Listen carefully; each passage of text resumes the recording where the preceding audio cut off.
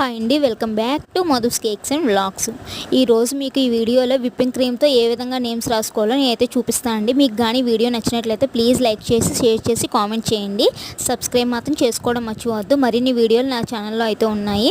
ముందుగా విప్పింగ్ క్రీమ్ని అయితే తీసుకొని బాగా మెల్ట్ చేసుకోండి. మెల్ట్ చేసుకొని ఒక పైపింగ్ బ్యాగ్లో అయితే వేసుకున్నాను. మీకు వీడియోలో చూస్తున్నట్లుగా చేయండి. నెక్స్ట్ చిన్న టిప్ని అయితే చివరిని చిన్న కట్ చేసుకొని ఈ విధంగా అయితే రాసుకున్నాను.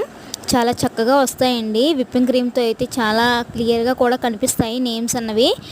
క్లమ్జీగా అయితే అవ్వవు. అదే మనం న్యూట్రల్ జెల్తో రాసుకున్నట్లయితే మనకి కొద్దిగా క్లమ్జీగా అయిపోతుంది. అదే విప్పింగ్ క్రీమ్తో కానీ రాసినట్లయితే చాలా చక్కగా వస్తాయండి. ఈ విధంగా అయితే నేను నేమ్స్ రాస్తూ ఉంటాను.